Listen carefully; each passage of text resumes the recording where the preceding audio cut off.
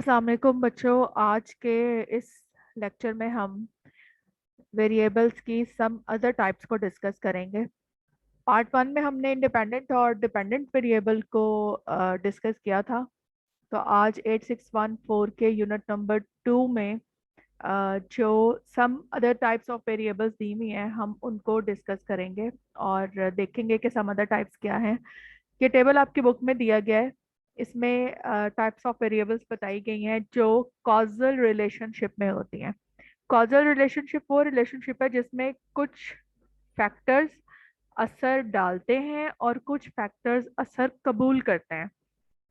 जो factors situation में असर लेकर आते हैं, असर की वजह बनते हैं, चेंज की वजह बनते हैं और जिनकी वजह से चेंज आ रही होती है, उन फैक्टर्स को हम कहते हैं इंडिपेंडेंट वेरिएबल्स। और कुछ फैक्टर्स ऐसे होते हैं जो चेंज को एक्सेप्ट कर रहे होते हैं, जो असरअंदाज हो रहे होते हैं। तो उन फैक्टर्स को हम डिपेंडेंट वेरिएबल कहते हैं। इसके अलावा दो और वेरिएबल्स हैं। एक है एक्सट्रानियस वेरिएबल्स और दूसरे हैं इंटरवीनिंग वेरिएबल्स। एक्सट्रानियस वेरिएबल्स वो वेरिएबल्स हैं जो कि ऐसे फैक्टर्स जो डिपेंडेंट वेरिएबल पर असरअंदाज हो रहे हो, ठीक है, जिसकी वजह से डिपेंडेंट वेरिएबल पर असर आ रहा हो, इफेक्ट हो रहा हो।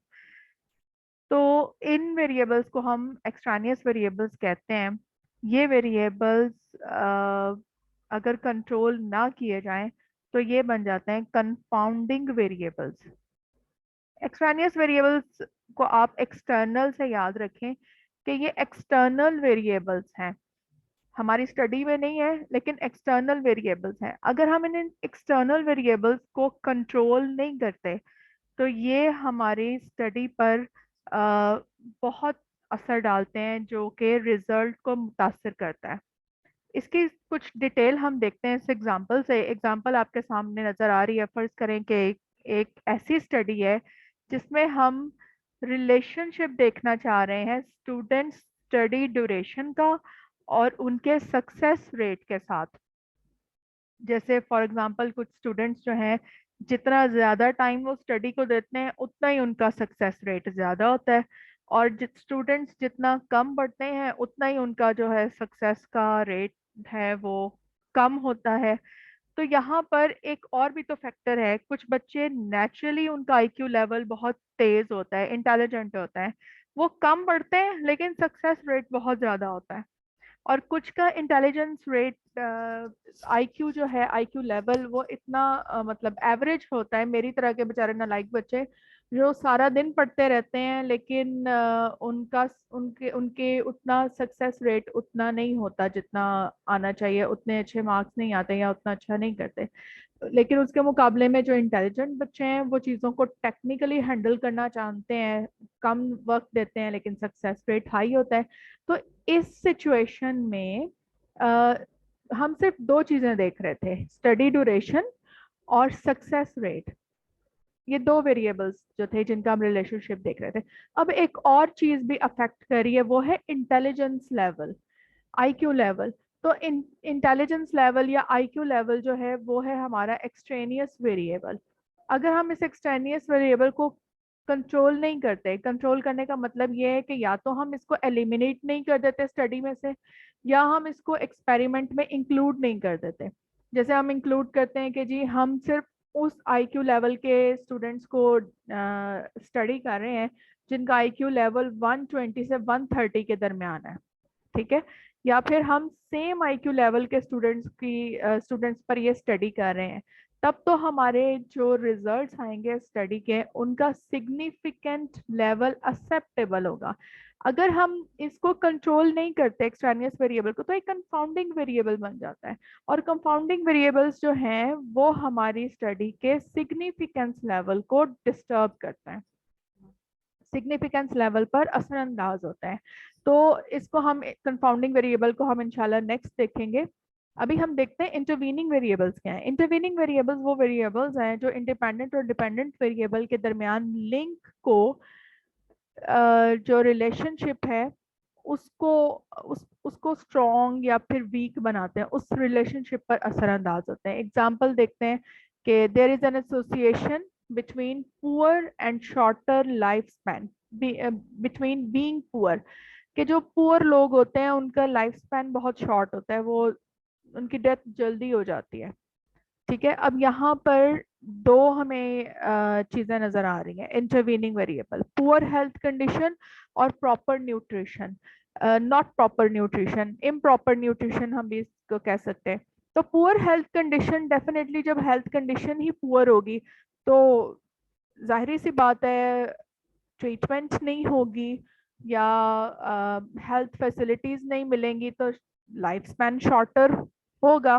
तो ये दो जो आपको यहाँ पर इंटरवीनिंग वेरिएबल नजर आ रहे हैं, इम्प्रॉपर न्यूट्रिशन, न्यूट्रिशन की कमी है तो जो लाइफ स्पैन है वो शॉर्टर है, और प्रॉपर न्यूट्रिशन नहीं मिल रही जिसकी वजह से मूवमेंट नहीं है या जो सेहत है वो नहीं प्रॉपर बन रही। तो ये दोनों इंटरवीनिंग वेरिएबल, दोनों वेरिएबल्स यानी कि being poor and shorten life span के दरमियान एसोसिएशन को स्ट्रॉन्ग कर रहे हैं या फिर उसको कमजोर कर रहे हैं। ये इंटरवीनिंग वेरिएबल होते हैं। इंटरवीनिंग वेरिएबल्स को हमें कंसिडर करना पड़ता है, ये लिंक जो है कॉज और इफेक्ट रिलेशनशिप के दरमियान लिंक बनाते हैं। अब हम देखते हैं नेक्स्ट पेज पर, हमारा इसी पेज पर, पेज नंबर 27 पर हमारा next some common types of variables दी हुई हैं। First of all binary variables, binary जैसे नाम ही इंडिकेट कर रहा है, बाइनरी का मतलब होता है टू। तो वो वेरिएबल्स जिनकी दो वैल्यूज हों, एक जैसे जेंडर मेल और फीमेल, ट्रू और फॉल्स, मतलब दरमियान वाली कोई चीज इसमें नहीं होती। बाइनरी वेरिएबल्स में दो ही वैल्यूज होती हैं, येस और नो, ट्रू और फॉल्स, इम्प्रूव्ड और नॉट इम्प्रूव्ड, मतलब कंडीशन इम्प्रूव हुई है या इम्प्रूव नहीं हुई। ये थोड़ी सी इम्प्रूव हुई है, थोड़ी सी इम्प्रूव नहीं हुई वाली बात नहीं होगी, या यस या फिर नो। इसके साथ बाइनरी वेरिएबल के साथ एक और वेरिएबल होता है, पॉलीकोटोमस वेरिएबल। पॉली का मतलब होता है मोर देन टू, और बाइनरी का होता है टू। बाइनरी को हम डिकोटोमस वेरिएबल भी कहते हैं। तो पॉलीकोटोमस वेरिएबल डिकोटोमस के बरक्स ज्यादा वैल्यूज रखता है। जैसे जेंडर को ही ले लें, जेंडर में हम पहले तो सिर्फ मेल और फीमेल के लिए जॉब्स आया करती थी, एडमिशन सिर्फ इनका होता था। अब पाकिस्तान में पॉलिसी में चेंज आ गया हुआ है, बल्कि पूरे वर्ल्ड में चेंज आ गया हुआ है। तो आपने अक्सर नोट किया होगा जब भी कोई एडवर्टाइजमेंट आती है वहां पर जेंडर के साथ मेल, फीमेल एंड ट्रांसजेंडर भी लिखा होता है। तो वो वेरिएबल जिसके मोर देन टू वैल्यूज हों उसको हम पॉलीकोटोमस वेरिएबल कहेंगे। कैटेगोरिकल वेरिएबल वो वेरिएबल्स हैं जिसमें हम कैटेगरीज जो है वो more than one possible category होती है। फॉर एग्जांपल जेंडर को ही ले लें, more than one possible category, male, female और ट्रांसजेंडर। मैरिटल स्टेटस है, मैरिड है, अनमैरिड है, या सिंगल है, डिवोर्स्ड है, विडो है, किसी प्रोडक्ट की ब्रांड है, या फिर हम देखते हैं कि रीजन है, रीजन के डिफरेंट एरियाज हैं, north south, south region, north region, west region या फिर ईस्ट रीजन। ये तमाम जो हैं ये कैटेगोरिकल वेरिएबल्स में कंसिडर किया जाता है। अच्छा, अब कंफाउंडिंग वेरिएबल हम जैसे डिस्कस कर चुके हैं कि ये वो वेरिएबल है जिसका अफेक्ट लाजमी तौर पर जो है वो एक्सपेरिमेंट पर होता है, हिडन इफेक्ट होता है, और ये हमारे रिजल्ट के सिग्निफिकेंस को चेंज कर सकता है। For example, whether lack of exercise leads to weight gain, then lack of exercise is your independent variable। अगर हम एक स्टडी कर रहे हैं कि जी lack of exercise जो है, जितनी कम एक्सरसाइज करें वेट उतना ही ज्यादा होता जा रहा है, तो lack of exercise हमारा इंडिपेंडेंट वेरिएबल है और वेट गेन जो है हमारा डिपेंडेंट वेरिएबल है। मतलब वेट गेन जो है वो डिपेंड कर रहा है उस पर, लैक ऑफ एक्सरसाइज पर। यहाँ पर एक एज फैक्टर भी आ जाता है, जितनी एज ज्यादा होगी मेरी तरह का थका रुटा बंदा उतना ही एक्सरसाइज कम करेगा। अगर एक्सरसाइज कम करेगा तो जाहिर सी बात है, अगर एक्सरसाइज ज्यादा भी कर रहा है तो जो एज फैक्टर है वो काउंट करेगा, मेटाबॉलिज्म रेट जो है अफेक्ट होगा।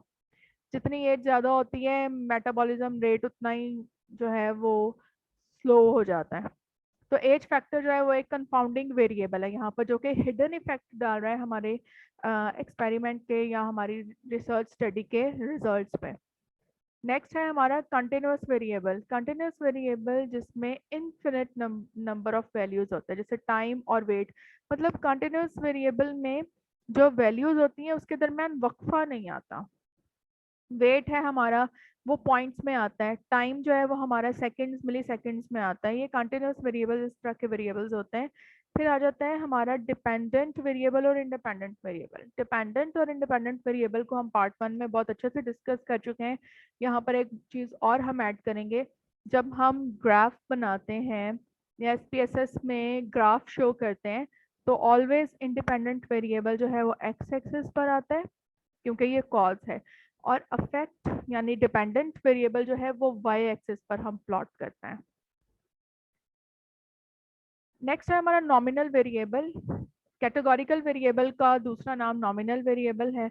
ऑर्डिनल वेरिएबल, इसमें हम चीज़ों को ऑर्डर में लेकर आते हैं, जैसे similar as categorical variable but there is clear order. For example education level जो है वो हमारा matric, FA, BS, MS, PhD, ये हमारा एजुकेशन लेवल है। दरमियान वाली बात कोई नहीं, मतलब अगर कोई 9वीं में फेल हो गया तो वो अंडर मैट्रिक नहीं होगा। हम उसको मैट्रिक, जब उसने 10th पास कर लिया है तो हम उसको मैट्रिक कंसिडर करेंगे, उन लोगों को स्टडी में इंक्लूड करेंगे जिन्होंने मैट्रिक कर लिया हुआ है। ठीक है, 11वीं में है तो हम उसको FA पर नहीं लेकर आएंगे, हम उसकी कैटेगरी जो है वो मैट्रिक ही रखेंगे कि मैट्रिक पास है भाई। तो बच्चों अब आता है हमारा इंटरवल वेरिएबल। इंटरवल वेरिएबल में जो हमारा दो वैल्यूज होती हैं उनके दरमियान इक्वल इंटरवल होता है। जैसे ये देखें, टेम्परेचर जो 90 से 100 के दरमियान है 10 का इंटरवल उसमें मौजूद है, 80 से 70 के दरमियान जो टेम्परेचर उसमें भी 10 का इंटरवल है। दोनों के उनके दरमियान जो वैल्यूज होती हैं उनमें एक ही तरह का वक्फा या इंटरवल मौजूद होता है। रेशो वेरिएबल को देखते हैं अब। Ratio variable is similar to interval variable but has meaningful zero, इसमें जीरो वैल्यू इंक्लूड होगी। क्वालिटेटिव वेरिएबल और क्वांटिटेटिव वेरिएबल, एक्चुअली हमारे जितने भी वेरिएबल्स हैं ना वो इन्हीं दो ब्रॉड कैटेगरीज के अंदर आते हैं। मतलब ये दो अम्ब्रेलाज हैं वेरिएबल्स की। क्वालिटेटिव में वो तमाम वेरिएबल्स आएंगे जिनको हम काउंट नहीं कर सकते लेकिन उनकी वैल्यू होती है। जैसे अभी हमने कैटेगोरिकल वेरिएबल देखा, उसमें हमने डिफरेंट कैटेगरीज देखी, न्यूमेरिकल वैल्यू तो नहीं थी उसकी, लेकिन हम उसको डाटा को इजीली कैटेगराइज कर सकते हैं। तो क्वालिटेटिव वेरिएबल्स में तमाम नॉमिनल और ऑर्डिनल वेरिएबल्स इस अम्ब्रेला के अंदर, इस क्वालिटेटिव वेरिएबल के अम्ब्रेला में आते हैं। दूसरे हैं हमारे क्वांटिटेटिव वेरिएबल्स, वो तमाम वेरिएबल्स जो काउंटेबल हो, जिनको हम काउंट कर सकें, उनकी न्यूमेरिकल वैल्यू हो, वो तमाम वेरिएबल्स इस अम्ब्रेला की इस वेरिएबल की अम्ब्रेला के अंदर आते हैं। क्वालिटेटिव और क्वांटिटेटिव वेरिएबल्स ही एक्चुअली मेजर एक अम्ब्रेला है तमाम वेरिएबल्स इसमें हम कैटेगराइज करते हैं। अच्छा, इसमें हमारे पास बच्चों नेक्स्ट हम देखते हैं less common types of variables. Less common types of variables ये यूजुअली बहुत कम इस्तेमाल होती हैं, लेकिन स्पेसिफिक स्टडीज में हम इनका इस्तेमाल करते हैं। पहला है एट्रीब्यूट वेरिएबल। कैटेगोरिकल वेरिएबल को हम एट्रीब्यूट वेरिएबल भी कहते हैं, लेकिन ये स्टैटिस्टिकल सॉफ्टवेयर में हम टर्म एट्रीब्यूट इस्तेमाल करते हैं। दूसरा है कोलाइडर वेरिएबल। ये ऐसा वेरिएबल जिसको हम जब रिप्रेजेंट करते हैं तो नोड से रिप्रेजेंट करते हैं। ये नोड आपके सामने बनी हुई है, ठीक है, नोड से रिप्रेजेंट करेंगे हम कोलाइडर वेरिएबल को, और इसमें पाथ या तो पॉइंटिंग इन पॉइंटिंग आउट दोनों हो सकते हैं। फॉर एग्जांपल यहाँ पर एग्जांपल दी हुई है कि A variable it rains, two sprinkler is on, C lawn is wet. मतलब लॉन दोनों सूरतों में वेट होगा, या तो बारिश हो रही होगी या फिर जो स्प्रिंकलर है जिससे पानी का छिड़काव होता है लॉन में वो ऑन होगा। अगर लॉन बारिश हो रही है तब भी लॉन वेट है, स्प्रिंकलर इज ऑन तब भी लॉन वेट है। और लॉन वेट इसलिए है कि दोनों चीजें, दोनों में से कोई एक पॉसिबिलिटी हो सकती है या दोनों भी हो सकती हैं। तो कोलाइडर वेरिएबल वो वेरिएबल है जिसको जो कॉजल ग्राफ पे हम उसको नोड से शो करते हैं। Covariate variable similar to independent variable, it has an effect on the dependent variable but is usually not the variable of interest. Criterion variable, another name for dependent variable when the variable is used in non-experimental study. ये हमने part 1 में discuss किया था कि independent और dependent variable की और मुख्तलिफ नाम कौन से हैं और किस स्टडी में हमने क्या नाम जो है वो इस्तेमाल करना है। आप पार्ट 1 देखेंगे तो आपको ये बात क्लियर हो जाएगी। डिकोटोमस वेरिएबल, हम बाइनरी वेरिएबल में इसको डिस्कस कर चुके हैं कि बाइनरी वेरिएबल का एक्चुअली नाम ही डिकोटोमस वेरिएबल है। डमी वेरिएबल वो वेरिएबल है जिसकी या तो वैल्यू 0 होगी या 1 होगी। मतलब ये अगर तो अफेक्ट हो रहा है तो 1 शो वैल्यू शो करेगा और अगर इफेक्ट नहीं हो रहा तो ये 0 शो करेगा, 0 वैल्यू शो करेगा। या तो वैल्यू 0 होगी या 1 होगी, बीच वाली बात कोई नहीं होगी। यूजुअली डमी वेरिएबल्स जो है रिग्रेशन एनालिसिस में इस्तेमाल होते हैं उस सूरत में जब हमने कैटेगोरिकल वेरिएबल्स के साथ रिलेशनशिप को शो करना होता है। एंडोजिनस वेरिएबल और एक्सोजिनस वेरिएबल, हम पार्ट 1 में इसको डिस्कस कर चुके हैं कि ये भी एक्चुअली एंडोजिनस वेरिएबल जो है वो डिपेंडेंट वेरिएबल ही है और एक्सोजिनस वेरिएबल जो है ये इंडिपेंडेंट वेरिएबल है। ये दोनों वर्ड्स इस्तेमाल होते हैं ये जो हमारी इकोनॉमिक मॉडल स्टडी होती है उसमें हम ये दोनों वर्ड्स इस्तेमाल करते हैं। इंडिकेटर वेरिएबल, डमी वेरिएबल का ही नाम जो है वो इंडिकेटर वेरिएबल है। ये वैल्यू शो करेगा, इंडिकेट करेगा प्रेजेंस और एब्सेंस ऑफ फिनोमेना। प्रेजेंट है तो 1 और एब्सेंट है तो 0 वैल्यू। इंटरवीनिंग वेरिएबल्स जो वेरिएबल्स के दरमियान रिलेशनशिप को एक्सप्लेन करते हैं, स्ट्रॉन्ग या फिर वीक रिलेशनशिप को जाहिर करते हैं। लेटेंट वेरिएबल, अच्छा बच्चों, latent variable is a hidden variable that can't be measured or observed directly. Their effect shows their presence. Actually ये जो लेटेंट वेरिएबल है, ऐसे वेरिएबल्स हैं हमें नजर नहीं आते, उनके प्रेजेंस को हम मेजर नहीं कर सकते, लेकिन उनकी जो अफेक्ट्स हैं उसकी वजह से हमें उनके उनके असरात की वजह से हमें उनकी प्रेजेंस को उसका एहसास होता है, हम उसकी प्रेजेंस को ऑब्जर्व करते हैं। इसकी एक एग्जांपल लेते हैं कि चेस्ट पेन हो रही है अगर किसी पेशेंट को, तो चेस्ट में पेन की वजूहात में सबसे इम्पोर्टेंट वजह यह है कि हार्ट प्रॉब्लम हो सकती है। लेकिन ये भी तो हो सकता है कि डिप्रेशन हो, एंजाइटी लेवल हाई हो जिसकी वजह से हार्ट रेट जो है वो ज़्यादा हो रहा हो। एंजाइटी का अफेक्ट हम देखते हैं, एंजाइटी के सिम्टम्स देखकर फिर हम अंदाज़ा लगाते हैं। हार्ट को जो हार्ट बीट जो है वो हार्ट के वॉल्व्स खुले हैं या बंद है वो तो हम एंजियोग्राफी से भी पता कर सकते हैं, लेकिन एंजाइटी का जो असर है वो हमें फिर उसके असरात देखकर मतलब एवेलुएट करना पड़ता है कि एंजाइटी है या डिप्रेशन है। मतलब अगर आप मेडिसिन की स्टडी देखें तो एंजाइटी हमारा एक लेटेंट वेरिएबल है जिसको हम मेजर तो नहीं कर सकते, लेकिन डायरेक्टली ऑब्जर्व भी नहीं कर सकते, लेकिन इसका अफेक्ट जो है वो इसकी प्रेजेंस को शो करे। एजुकेशन की स्टडीज में, एजुकेशनल स्टडीज में, एजुकेशनल रिसर्चेस में verbal ability, motivation level, motivation और डिटर्मिनेशन, ये कुछ एग्जांपल्स हैं लेटेंट वेरिएबल्स की। अब हम देखते हैं next, manifest variable, variable that can be directly observed और मेजर्ड, मतलब जिनको हम डायरेक्टली ऑब्जर्व कर सकें और डायरेक्टली मेजर कर सकें वो मैनिफेस्ट वेरिएबल है। मैनिपुलेटेड वेरिएबल भी इंडिपेंडेंट वेरिएबल का नाम है। और मेडिएटिंग वेरिएबल जो एक्सप्लेन करते हैं how the relationship between variable happens. For example it could explain the difference between predictor and criterion. आपके सामने एक एग्जांपल है, वही एग्जांपल वही स्टडी की एग्जांपल जो थोड़ी देर पहले हमने वेरिएबल्स को, एक्सट्रेनियस वेरिएबल्स को डिस्कस करने के लिए दी थी कि there is a relationship between hour of study and exam score. Students जितना ज़्यादा स्टडी करता है उसके एग्ज़ाम स्कोर्स जो हैं वो उतने ज़्यादा हाई हो जाते हैं। मतलब एग्ज़ाम स्कोर जो है वो डिपेंड कर रहे हैं आवर ऑफ स्टडी पर। एक और भी चीज़ डिपेंड करती है, वो है नंबर ऑफ प्रैक्टिस। जितने ज़्यादा आपने प्रैक्टिस की होगी ना उतना आपके और ऑफ स्टडी कम लगेंगे, लेकिन आपका एग्जाम स्कोर जो है वो हाई हो जाएगा। इंटेलिजेंस लेवल के साथ साथ प्रैक्टिस भी काउंट करती है। तो प्रैक्टिस जो है वो यहाँ पर हमारा एक मेडिएटिंग वेरिएबल है। मतलब ये हमारा वो वेरिएबल है जो इंडिपेंडेंट और डिपेंडेंट वेरिएबल के दरमियान रिलेशनशिप को एक्सप्लेन कर रहा है।